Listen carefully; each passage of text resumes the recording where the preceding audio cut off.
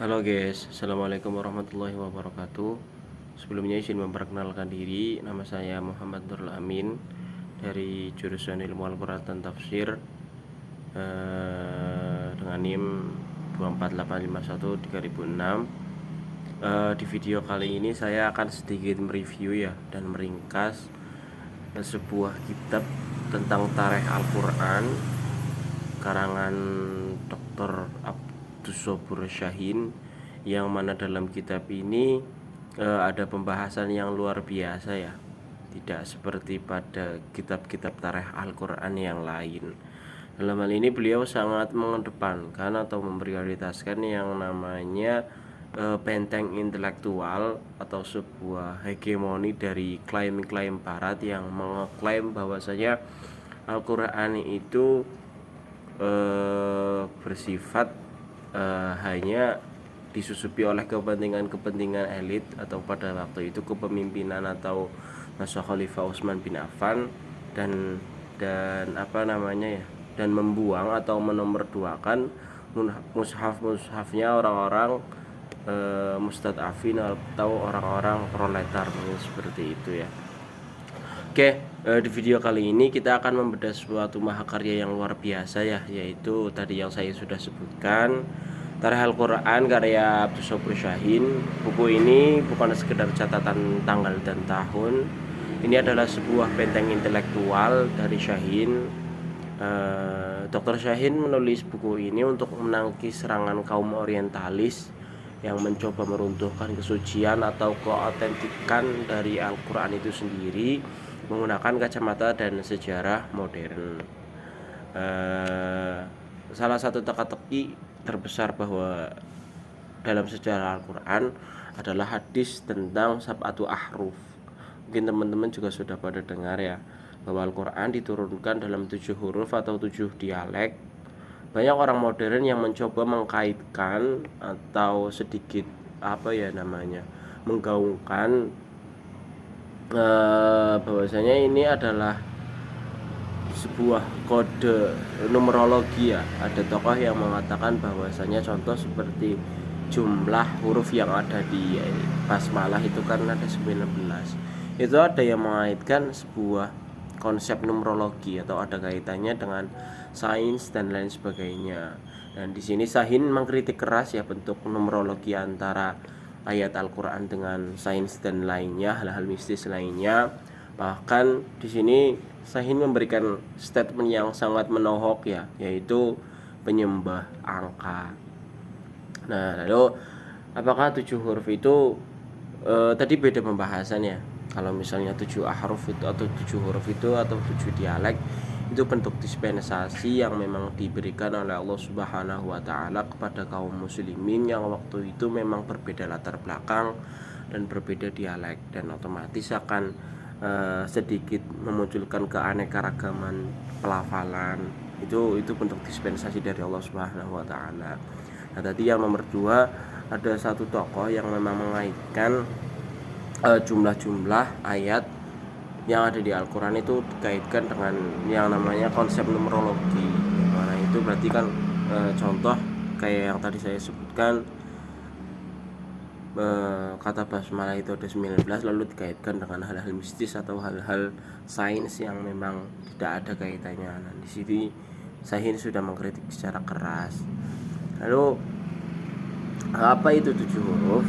Melalui penelusuran sejarah yang sangat tajam, di sini Dr. Syahin dalam bukunya menemukan fakta mengejutkan. Izin membaca dalam 7 huruf ini tidak pernah ada di era Mekah. Di Mekah semua orang membaca Al-Quran ya dengan satu dialek yang standar, yaitu dialek kaum Quraisy. Nah, keringanan atau dispensasi sab'atu ahruf ini turun ketika di Madinah, yang memang pada saat itu di akhir-akhir masa kenabian. Kenapa? Karena saat itu ribuan orang dari berbagai kabilah dari luar Mekah itu berbondong-bondong masuk Islam. Lidah mereka kaku, bahkan sebagian ada yang memang notabene-nya kakek-kakek atau nenek-nenek yang mungkin, mohon maaf nuhun sewu, itu orang-orang sepuh ya. Ya, orang-orang tersebut kan susah ya, Bisa diartikan juga orang-orang tersebut orang-orang asing yang memang susah untuk melafalkan dialek Quraisy. Jadi 7 huruf ini adalah bentuk dispensasi atau rukhsah dari Injil Nabi Muhammad SAW berupa bentuk kelonggaran dialek dan fenotik agar Al-Quran mudah dihafal oleh lisan siapa saja pada saat itu. Lalu selanjutnya, ketika tadi kita sudah mendengar sab'atu ahruf itu ya, statement sab'atu ahruf itu, tapi tunggu dulu guys, apakah kelonggaran membaca Al-Quran ini boleh ditulis sembarangan? Disinilah kecerdasan sistem wahyu yang bekerja. Dr. Syahin membagi transmisi Al-Quran ke dalam 2 jalur yang ketat atau dua skema lah, 2 term. Yang pertama yaitu lisan dan tulisan. Jalur lisan di sini sangat fleksibel, namun jalur tulisan sangat kaku dan berbentuk absolut atau mutlak, hanya satu standarisasi. Dokumen wahyu yang dicatat oleh Zaid bin Sabit dan puluhan penulis wahyu lainnya murni didiktekan oleh Kanjeng Nabi Muhammad SAW hanya dalam 1 huruf saja, yaitu standar tulisan Quran. Oke. Tapi ada satu hal yang memang sangat menarik yang memang waktu itu memang digaungkan oleh kaum orientalis. Kaum orientalis itu menarasikan mengapa pada saat itu penulisan ayat suci Al-Quran tidak disertakan menggunakan titik dan harokah. Dan kaum orientalis di sini menyimpulkan bahwa orang Arab pada saat itu masih primitif seperti itu. Nah, dalam kitabnya Dr. Syahid di sini malah menyangkal ya statement atau narasi yang memang digaungkan oleh kaum orientalis ini.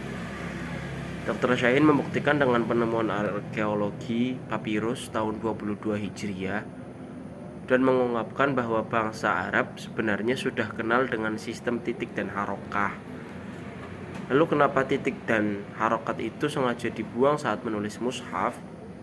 Nah, ini memang suatu strategi yang memang sangat jitu ya, yang digunakan oleh masa Khalifah Utsman bin Affan. Titik sengaja dihilangkan agar satu kerangka tulisan yang sama. Dan satu tulisan yang sama ini bisa menampung berbagai variasi baca tulis lisan yang masih sah dari Kanjeng Nabi Muhammad SAW. Nah, otomatis jika mushaf itu langsung dituliskan menggunakan titik dan harokah dan lain sebagainya, otomatis teksnya akan menjadi korpus tertutup atau teks yang mati dan malah akan berimplikasi pada perang antar suku yang berbeda dialek, yang mana berbagai suku ini ya otomatis mengklaim sukunya lah yang paling benar. Nah, ini membawa kita pada fase paling kritis, yaitu era Khalifah Utsman bin Affan. Islam pada saat itu meluas hingga ke Persia sampai Suriah ya.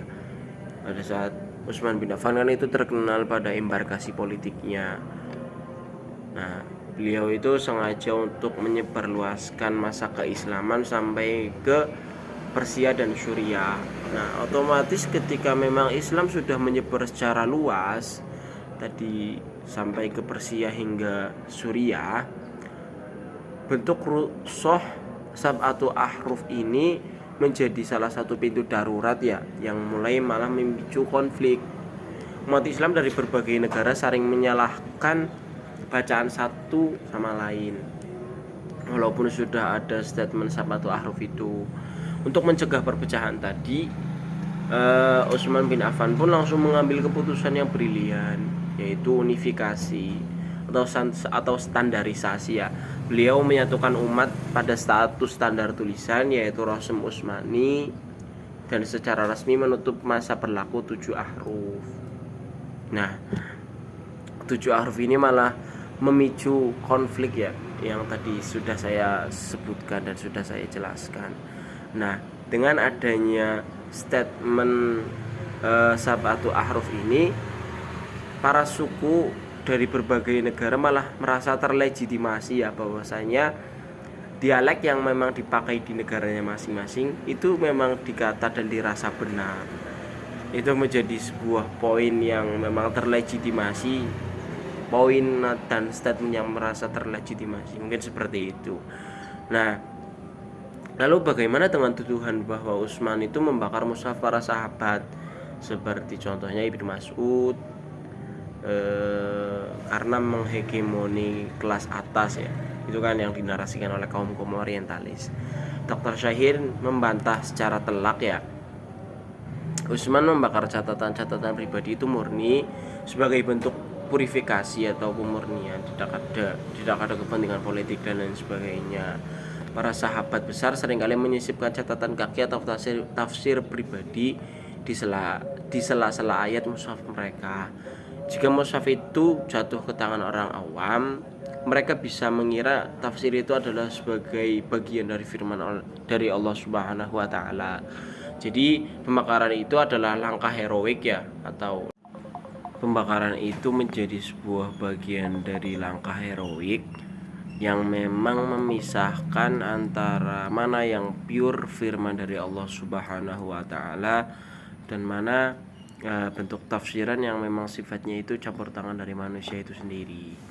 Nah, lalu sebagai penutup ya, buku Tarikh Al-Quran ini menyadarkan kita bahwa keaslian atau keautentikan dari Al-Quran itu sendiri benar-benar dijaga, tapi bukan dijaga dengan sihir ya, namun melalui sebuah proyek administratif, sosiologis, dan linguistik paling canggih pada masanya dan dalam sejarah peradaban manusia itu sendiri. Dr. Abdus Sobur Syahin berhasil membuktikan bahwa ragam bacaan atau qiraah, bahkan yang ganjil sekalipun atau mungkin dalam kitabnya dikatakan syad, bukanlah bukti cacatnya teks, melainkan monumen abadi yang merekam kekayaan akan kelinguistikan bangsa dan bahasa Arab itu sendiri, yang memang diangkat derajatnya oleh Allah Subhanahu wa taala.